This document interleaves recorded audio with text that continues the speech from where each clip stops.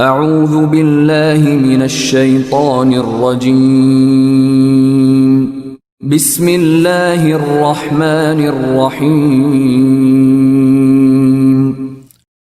Surah 94, Alam Nashrah, the opening up, Makkan period. Title: The opening words Alam Nashrah, the opening up, provide the very title of this surah. Period of revelation. In its subject matter, this surah is closely related to Surah Al-Doha in that it appears that both were revealed during the same period and circumstantial setting. Ibn Abbas reports that this surah was sent down in Makkah next to Surah Al-Doha. Subject matter and themes. This surah too seeks to comfort and console the Prophet, peace be upon him.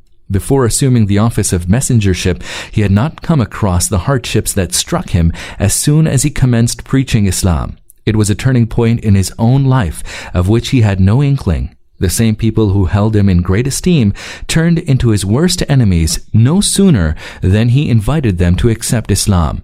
These very people, including his kith and kin, friends, tribesmen, and neighbors, who had once waxed lyrical in their praises of him, now took to reviling him.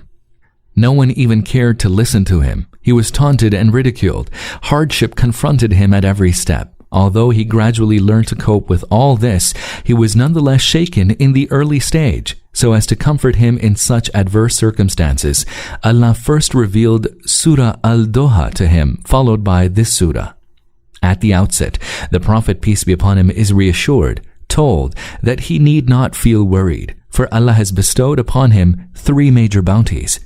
1. Allah has laid open his breast. 2. He has been relieved of the burden of pre-prophetic days. And 3. His fame has been exalted on an unprecedented scale, not to be matched by anyone. These 3 bounties are discussed at length in the explanatory notes below. Allah, Lord of the universe, assures Muhammad, peace be upon him, that this hardship is not a long-lasting phase. Soon there will be ease for him. Almost the same point is affirmed in Surah Al-Doha.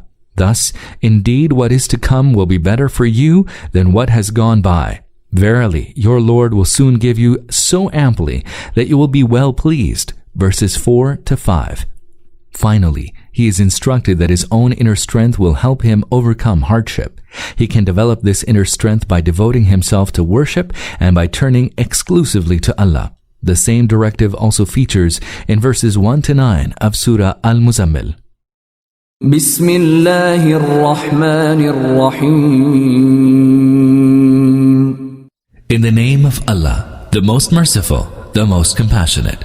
ألم نشرح لك صدرك O Prophet, did we not lay open your breast? O Prophet, did we not lay open your breast? The expression to open the breast occurs at several places in the Quran. See, for instance, Al-An'am 6:125, Taha 20:25, Al-Zumar 39:22. If one reflects on its use on different occasions, it is evident that it denotes 2 things. 1. The state of a person when he overcomes every kind of mental perturbance and reluctance and attains the conviction that Islam is the right way of life. And 2. The state of a person who has become imbued with the Spirit to embark on any task, howsoever arduous, for the sake of Islam and acquires the nerve to shoulder the great responsibilities of prophethood. ووضعنا عنك وزرك And relieve you of the burden الذي أنقض ظهرك that had well nigh broken your back. The word burden here signifies the burden of sorrow and grief and of anxiety and concern which had weighed heavily on the Prophet, peace be upon him. Being of a sensitive disposition, he was immensely distressed to see that his people were immersed in ignorance and followed ways far removed from righteousness. He agonized over all this, but in the early stage of his life did not know how to bring his people out of this state. At that time of his life, the burden of this anxiety virtually broke his back. God removed this burden by directing him to divine guidance.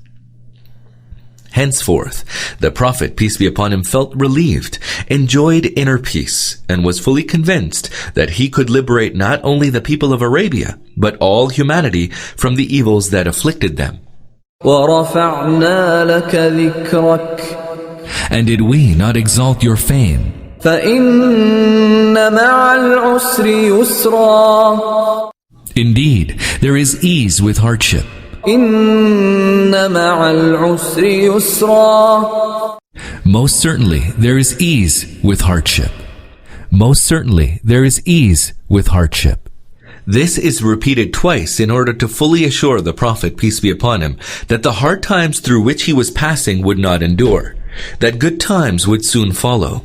فَإِذَا فَرَغْتَ فَانصَبْ So whenever you are free, strive in devotion, وَإِلَى رَبِّكَ فَارْغَب and turn to your Lord with longing, and turn to your Lord with longing. The Prophet, peace be upon him, is being directed here to devote his free hours to acts of worship and to focus his attention exclusively on God.